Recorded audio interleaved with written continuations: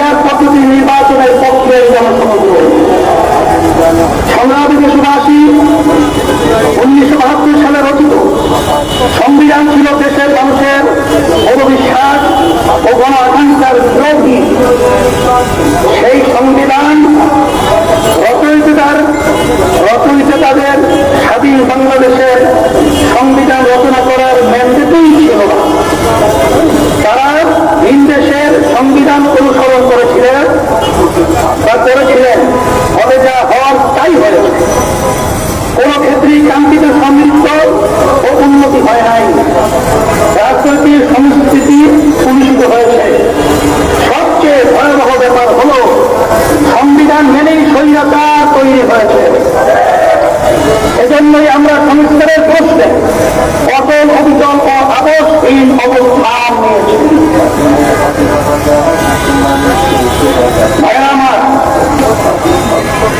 জুলাই অভ্যুত্থানের প্রধান লক্ষ্য ছিল দেশকে স্বৈরাচারের হাত থেকে রক্ষা করা, 54 বছরের জমা হওয়া জঞ্জাল দূর করা। অভ্যুত্থানের পরে সংস্কার কমিশন গঠন করা হয়েছে। আমরা মতামত দিয়েছি। এখন সংস্কার নিয়ে দ্বিতীয় দফা আলোচনা চলছে। আমরা লক্ষ্য করছি মৌলিক সংস্কারে কেউ গরিমসি করছেন। এটা জুলাইয়ের সাথে বিশ্বাসঘাতকতা। স্বৈরাচার তৈরি রাস্তা ফেলে রাখা যাবে না। সংস্কার না করে নির্বাচন আয়োজন করে দেশকে আবারও আগের অবস্থায় নিয়ে যাওয়া যাবে না। রাষ্ট্রের মূলনীতি সহ সংসদের উভয় পক্ষে পিয়ার পদ্ধতি নির্বাচনের মতো বিষয় ঐক্যমত্য না হলে কোন ভোটের আয়োজন করতে হবে।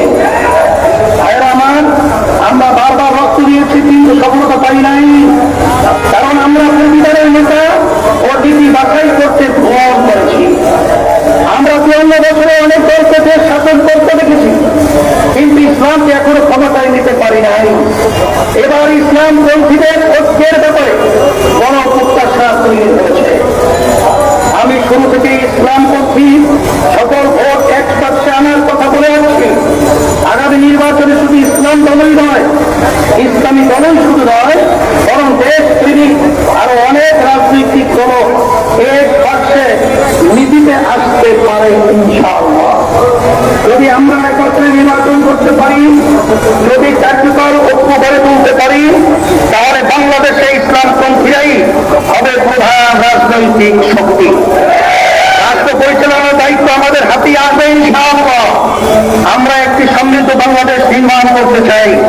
কৃষক ও শ্রমিক ভাইদের উদ্দেশ্যে আমি বলতে চাই, অতীতে কেউ আপনাদের স্বার্থ রক্ষা করে নাই, আপনাদের শ্রম ঘামের প্রকৃত মূল্য কেউ দেয় নাই। ইসলামী শক্তি ক্ষমতায় এনে আপনাদের স্বার্থ নিশ্চিত করা হবে ইনশাআল্লাহ। ব্যবসায়ী ভাইদের উদ্দেশ্যে বলতে চাই, আপনাদেরকে পদে পদে চাঁদা দিতে হয়, প্রশাসনিক হয়রানির শিকার হতে হয়, বিদ্যুৎ জ্বালানি নিয়ে ভোগান্তির শিকার হতে হয়, ঋণ পাওয়া নিয়ে ব্যতিব্যস্ত হতে হয়। ইনশাআল্লাহ আমরা রাষ্ট্র পরিচালনার দায়িত্ব পেলে আগামী বাংলাদেশ হবে ব্যবসা বান্ধব বাংলাদেশ। যেন যে তরুণদেরকে বলি, তোমরা আমাদের ভবিষ্যৎ, তোমাদের সম্ভাবনা কিসের জন্য আমরা ওয়াদাবদ্ধ। আমি আমার প্রিয় তরুণ যুবকদের আশ্বস্ত করতে চাই, আগামী বাংলাদেশে তোমরাই হবে মূল শক্তি। ইসলামী আন্দোলন বাংলাদেশ তার ব্যবস্থা করবে ইনশাআল্লাহ। তোমাদের জীবনের প্রথম ভোট হোক সত্যের পক্ষে, কল্যাণের পক্ষে, ইসলামের পক্ষে।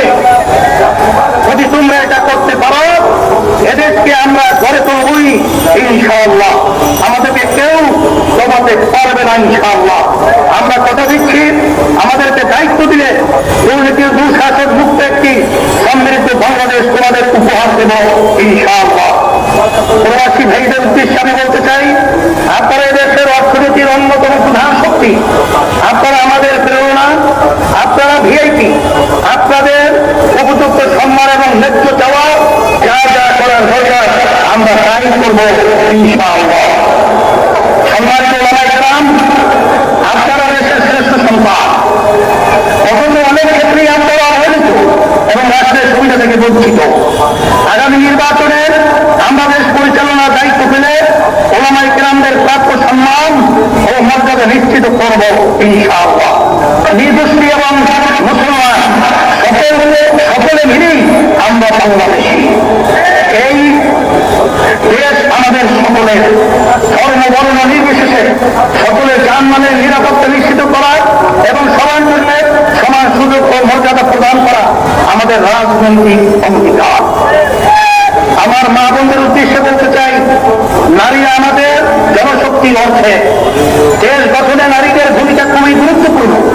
ইসলামী আন্দোলন বাংলাদেশ নারীর স্বাধীনতা, সম্মান, অধিকার নিশ্চিত করতে চায়।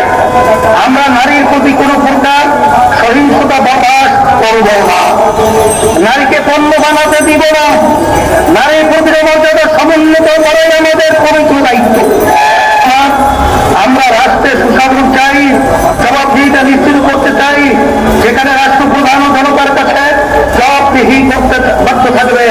আমরা ন্যায় শাসন প্রতিষ্ঠা করতে চাই, আমরা দুর্নীতিমুক্ত বাংলাদেশ প্রতিষ্ঠা করতে চাই, আমরা দক্ষ সৎ জনপ্রশাসন গড়ে তুলতে চাই। প্রতিষ্ঠার পর থেকে আজ পর্যন্ত ইসলামী আন্দোলন বাংলাদেশ কখনো অন্যায়ের সঙ্গে আপোষ করে নাই। সরকার পথে ক্ষমতায় যেতে চায় নাই, নীতি বিসর্জন দেয় নাই।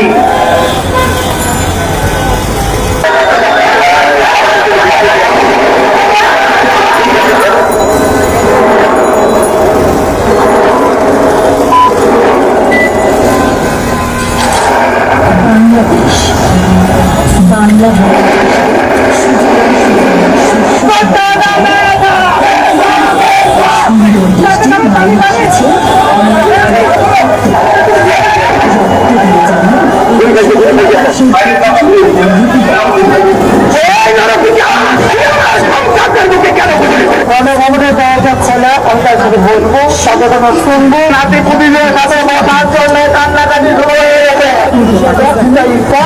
শেখ হাসিনা পদে লোকেরা ভয় পেও না, রাত্রি আধার হচ্ছে বলে, যত রাত্রে আধার আজকে সকাল।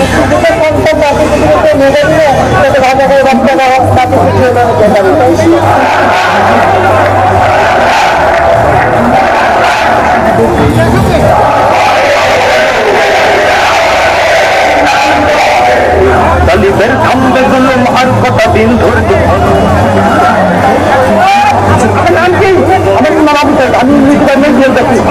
দিন ধৈর্য ধরো, ছোট হার নাও, আজ সামনে বিজয় আসবে বড়, কত আর রাজপথে লাভ করবে।